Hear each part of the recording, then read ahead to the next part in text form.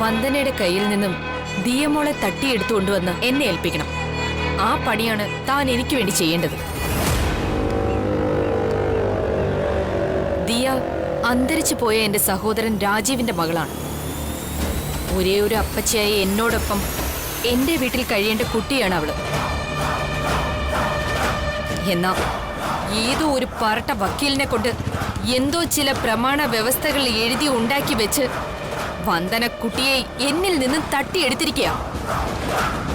കുട്ടി അവളോടൊപ്പം നരകയാതന അനുഭവിക്കുകയാണെന്ന് അറിയാൻ കഴിഞ്ഞത്. അവളെ മോചിപ്പിച്ച് എന്റെ കയ്യിലെത്തിക്കണം. എന്താ, തനിക്ക് കഴിയോ? കഴിയും. പക്ഷേ കുട്ടിയെ തട്ടിക്കൊണ്ടുവന്ന് ഏൽപ്പിക്കുന്നത് കുറച്ച് റിസ്ക്കുള്ള ഏർപ്പാടാ. എന്ത് റിസ്ക് വേണമെങ്കിലും എടുത്തോ. താൻ ചോദിക്കുന്ന പണം ഞാൻ തന്നിരിക്കും. ഇന്ന് വന്ദനയുടെ അനിയത്തിയുടെ ഹൽദിയാ. വന്ദനയും കുട്ടിയും അവരുടെ റിസോർട്ടിലുണ്ടാവും. ആ റിസോർട്ട് അറിയോ തനിക്ക്? അതൊക്കെ എനിക്കറിയാം. ഹൽദിയുടെ തിരക്കിലും ബഹളത്തിലും ഇടയിൽ കുട്ടിയെ അവളോ മറ്റാരും ശ്രദ്ധിക്കാൻ വഴിയില്ല. തട്ടിയെടുക്കാൻ എളുപ്പോ. കുട്ടിയെ തട്ടിയെടുത്ത് മാഡത്തിന്റെ വീട്ടിലെത്തിച്ചാൽ മതിയോ? വേണ്ട, ഞാൻ കാറുമായിട്ട് ഇവിടെ തന്നെ വെയിറ്റ് ചെയ്യുന്നുണ്ടാവും. ഇവിടെ എത്തിച്ചാൽ മതി. Okay madam. എത്രയും പെട്ടെന്ന് മാഡം പറയുന്നിടത്ത് ഞാൻ കുട്ടിയെ എത്തിച്ചിരിക്കും.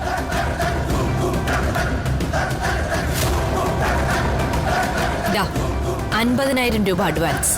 ബാക്കി എത്ര വേണോന്ന് വെച്ചാൽ തന്നേക്കാം. കുട്ടിയും കൊണ്ടേ ഇവിടെ വരാവൂ. Okay madam. പിന്നെ കുട്ടിയുടെ ഫോട്ടോ ഞാൻ ഫോണിലേക്ക് അയച്ചേക്കാം. ഓക്കെ. പിന്നെ ഈ വിവരം ഞാനും താനും അല്ലാതെ മറ്റാരും അറിയരുത്. ഇല്ല മാഡം. എന്നാ വിട്ടോ.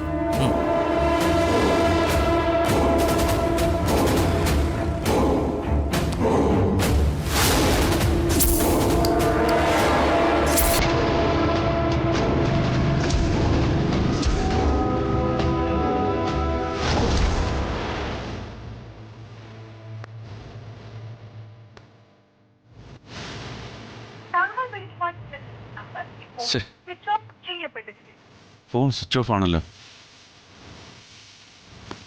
ഇനി കുഞ്ഞിനെ കൊണ്ട് അവൾ വരത്തോളം. ആ എറണം കെട്ടോൾ പടിയിറങ്ങിയപ്പോഴാ ഒന്ന് ഗുണം പിടിച്ച് തുടങ്ങിയത്. അതിന് തിരിച്ചു വന്നാലോ 4 തെറി പറയാനോ തല്ലാനോ അവൾ സമ്മതിക്കത്തുമില്ല. ആ മാരണത്തിൻ്റെ ശുശ്രൂഷ കൂടി അവൾ എന്നെ കൊണ്ട് ചെയ്യിക്കുമെന്ന് എൻ്റെ പേടി. അല്ല, രാഖി വന്ദനെ ഫോണിൽ വിളിച്ച് ഭീഷണിപ്പെടുത്തിയിട്ടല്ലേ? അതുകൊണ്ട് കുട്ടിക്ക് ശക്തമായ കാവലുണ്ടാവും. ഇനി അതൊക്കെ വെച്ചിട്ട് ഇനി ആ കുട്ടിയെ കൊണ്ടുവന്നാൽ നയത്തിൽ പെരുമാറണം. രാഖിയെ പിണക്കിയ എല്ലാ കാര്യവും വെള്ളത്തിലാവും.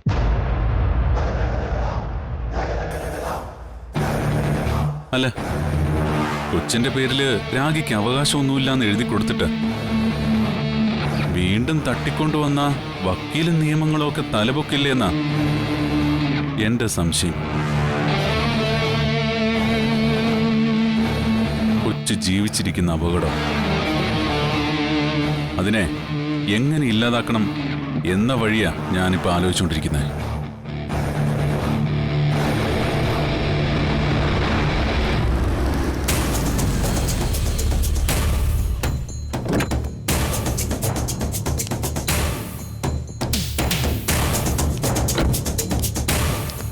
രാഖി, നീ ഇതെവിടായിരുന്നു?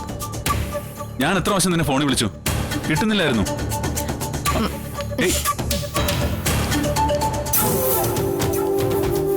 ഇവക്കിത് എന്തു പറ്റി?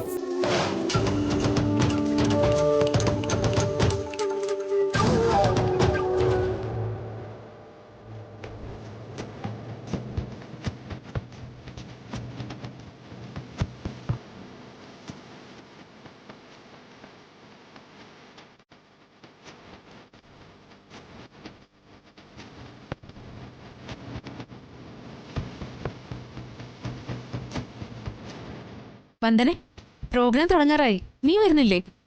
ഇല്ല സുചിത്രേച്ചി, ഞാനും ടീമോളും ഇവിടെ ഇരുന്നോളാം. പ്രോഗ്രാം കാണാനുള്ള മാനസികാവസ്ഥയിലൊന്നുമല്ല ഞാൻ. അത് കൊള്ളാം.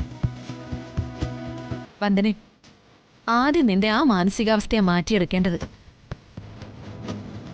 ദേ ആളുകളായിട്ടൊക്കെ ഒന്ന് ഇടപഴകി വിശേഷങ്ങളൊക്കെ പറഞ്ഞിരുന്നാൽ മാത്രമേ ആ മാനസികാവസ്ഥയ്ക്ക് ഒരു ചേഞ്ച് ഉണ്ടാവൂ. ടിഎംഒക്ക് പ്രോഗ്രാം കാണണ്ടേ? കാണണം. വാ വന്ദനമേ, നമുക്കും പോയി കാണാം. പ്ലീസ് വന്ദനമേ. കേട്ടില്ലേ, കുട്ടിക്ക് പ്രോഗ്രാം കാണണോന്ന്. കുട്ടികളുടെ മനസ്സിലെ ആഗ്രഹങ്ങള് തല്ലിക്കെടുത്താൻ പാടില്ല. വാ ചേച്ചി പോക്കോ, ഞങ്ങൾ അങ്ങോട്ട് വരാം. അച്ഛാ, ഈ ഹൽദി കല്യാണം എന്താ? ആ ഇത് ഉത്തരേന്ത്യയിലുള്ളൊരു ചടങ്ങായിരുന്നു മോളെ. ഇപ്പൊ അതൊക്കെ നമ്മുടെ നാട്ടിലും ആഘോഷിക്കാൻ തുടങ്ങി. മാധവേട്ട, ഈ കൊച്ചു കുഞ്ഞിനോട് ഉത്തരേന്ത്യയിലെ ചടങ്ങാണെന്നൊക്കെ പറഞ്ഞ മനസ്സിലാകോ? മോളെ, അച്ഛമ്മ പറഞ്ഞുതരാം. ഇതിന് മഞ്ഞൾ കല്യാണം എന്ന് പറയും.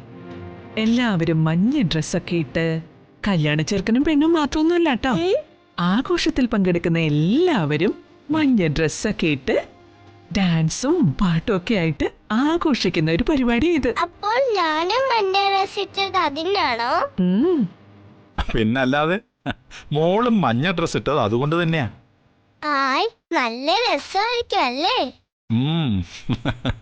ഇങ്ങനെ ഹൽദി കല്യാണം നടത്തുമ്പോ മഞ്ഞള് വാരി പൂശുന്നതേ കണ്ണേറ് തട്ടാതിരിക്കാനാണെന്നാ പറയുന്നത്. അച്ഛമ്മേ, ടിഎംഒക്ക് അത് കാണാൻ കൊതിയായി.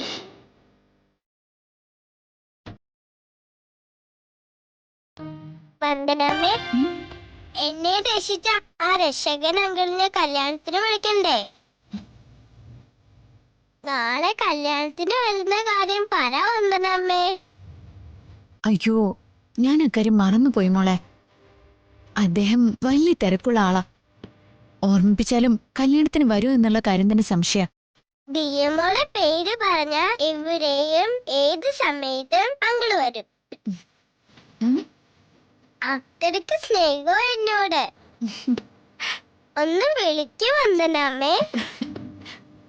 വിളിക്കാം, നമുക്ക് പുറത്തു പോയിട്ട് വിളിക്കാം.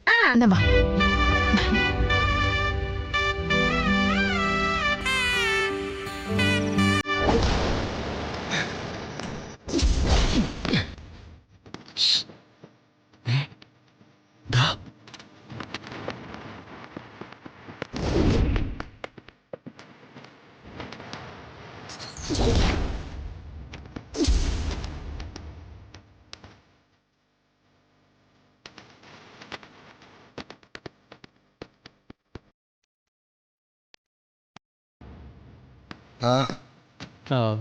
അല്ല സമതുക്ക, നിങ്ങളെന്താ ഇവിടെ?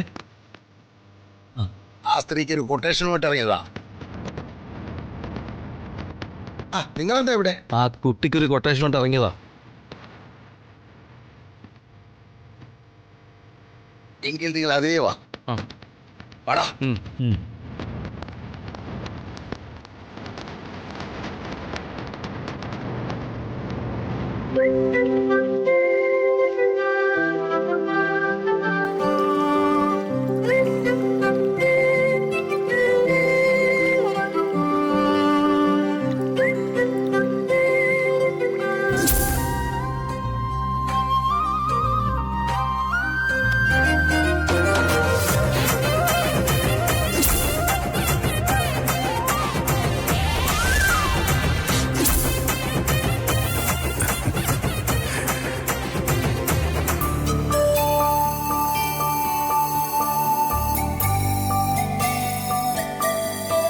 ഇവിടെ ഇരിക്കേ.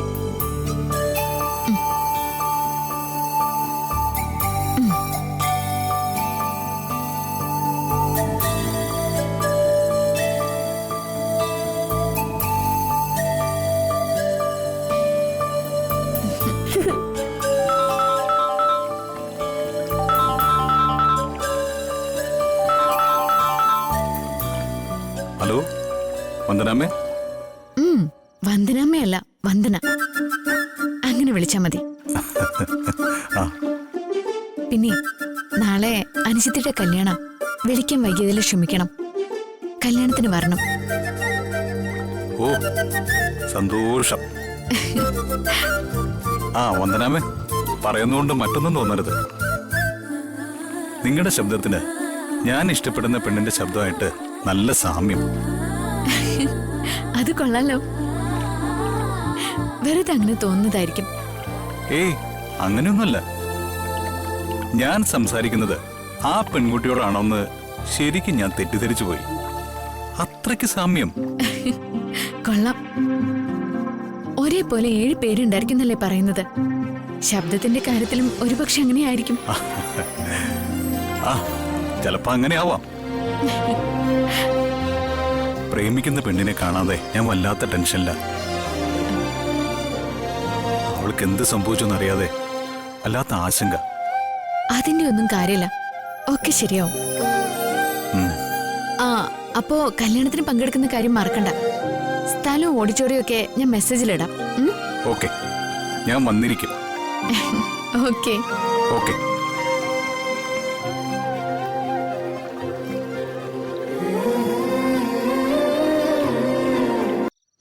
അങ്കിള് കല്യാണത്തിന് വരാന്ന് സമ്മതിച്ചിട്ടുണ്ട്.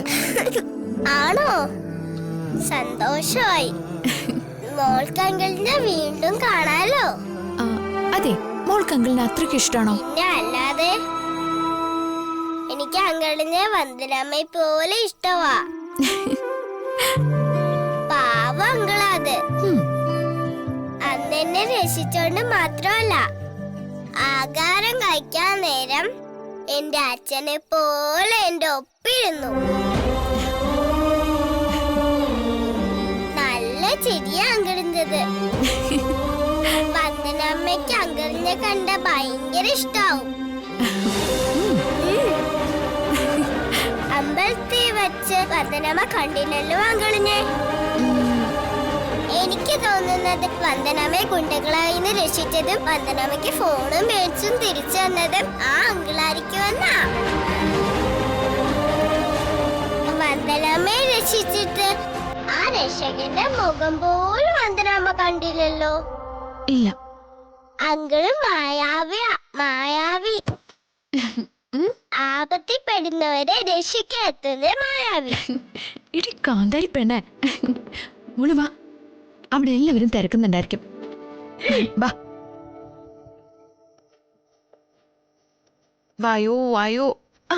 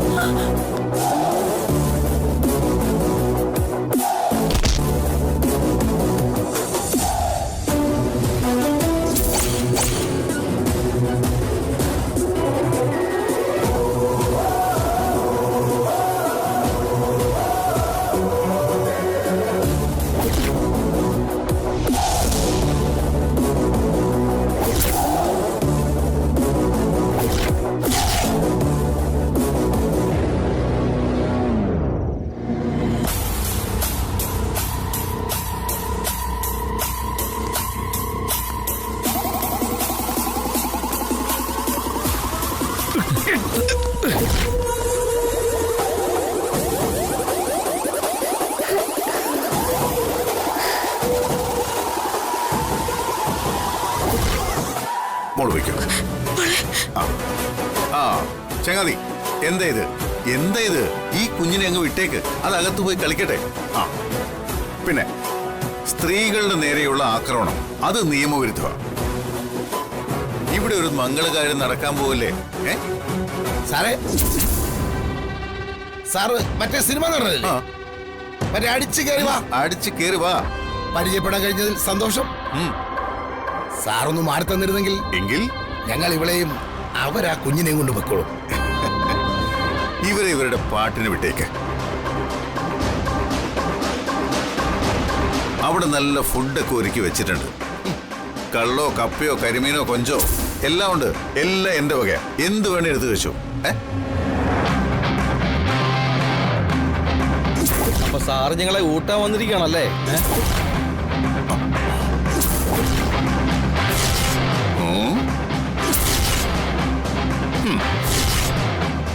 ഇന്നല്ല എന്റെ വക ഫ്രീ. അപ്പൊ സാറ് വാങ്ങിച്ചിട്ടേ പോകൂ അല്ലേ? ആരാ വാങ്ങിക്കുക ആരാ പോവുക എന്നുള്ളത് നമുക്ക് കണ്ടറിയാം.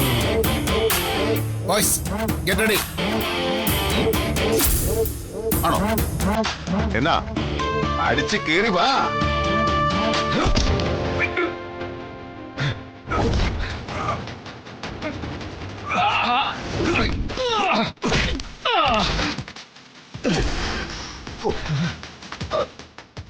ഒരാള് സംസാരിച്ചോണ്ടിരിക്കുമ്പോ പുറകെ വന്നടിക്കുന്നു. ഒരാള് സംസാരിച്ചോണ്ടിരിക്കുമ്പോ പിറകെ വന്ന് ശബ്ദമുണ്ടാക്കി ചവിട്ടരുത്. അത് ശബ്ദമുണ്ടാക്കാതെ ഇങ്ങനെ വന്ന് തിരിഞ്ഞു നിന്ന് പുറകിൽ നിന്ന് ഒരൊറ്റ ചവിട്ടും.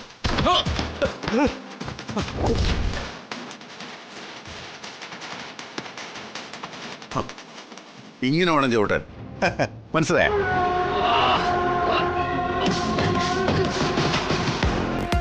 അല്ലാതെ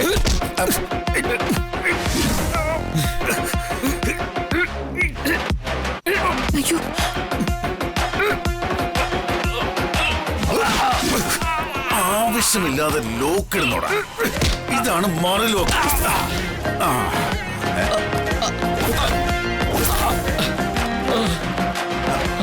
എന്താ വന്നേ? കുളിക്കോ? ഇപ്പൊ ശരിയാണ്.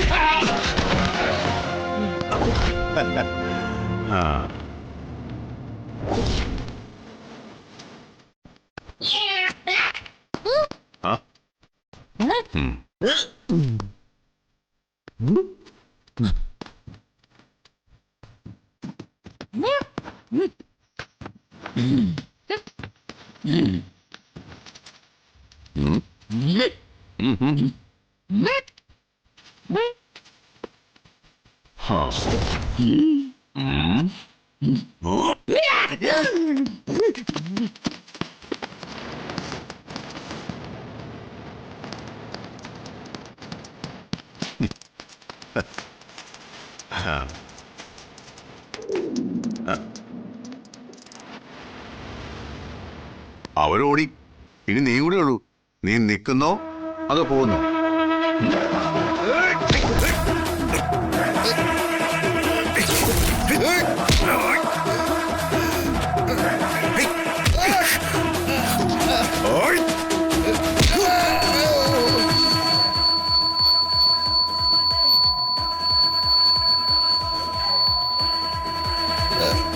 എന്തുപറ്റി? നിന്റെ ചെവിക്കല്ലടിച്ചു പോയി. നേരെ ഹോസ്പിറ്റലിലേക്ക് വിട്ടു. നേരെ ഹോസ്പിറ്റലിലേക്ക് വിട്ടോ. പോടാ ഇവിടെ.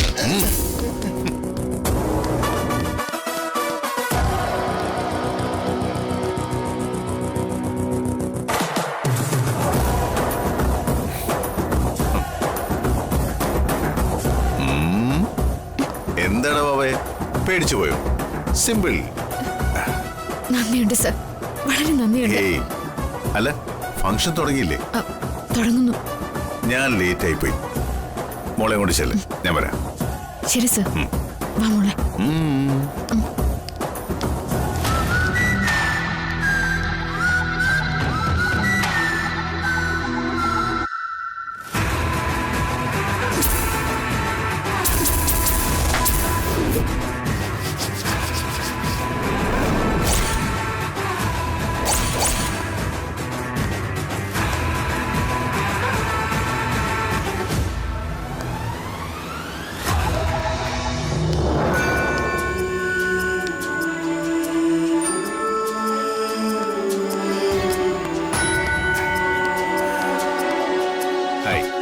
Hello sir.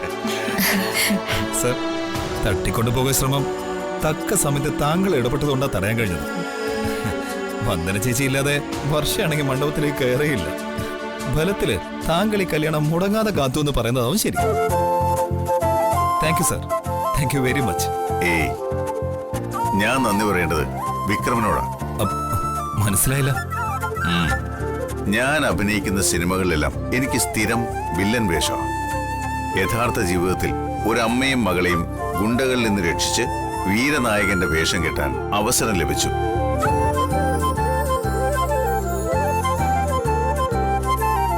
അതിന് വഴി തെളിച്ചത് വിക്രമിന്റെ ഹൽദി ആഘോഷമാണ്. അതിനാണ് താങ്ക് യു പറയേണ്ടത്.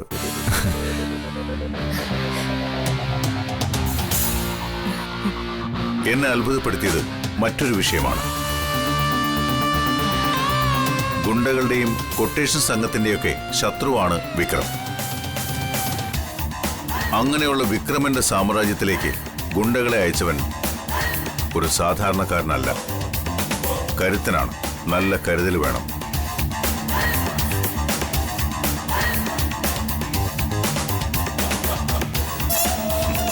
ഇവിടെ നായകന്റെ റോള് വിക്രമനാണ്. ഓക്കെ, നന്ദിയുണ്ട്, 1000 നന്ദി. എങ്കിൽ പിന്നെ നമുക്ക് ചടങ്ങ് തുടങ്ങാല്ലേ? തുടങ്ങിയാൽ മാത്രം പോരാ, അടിച്ചു പൊളിക്കണം.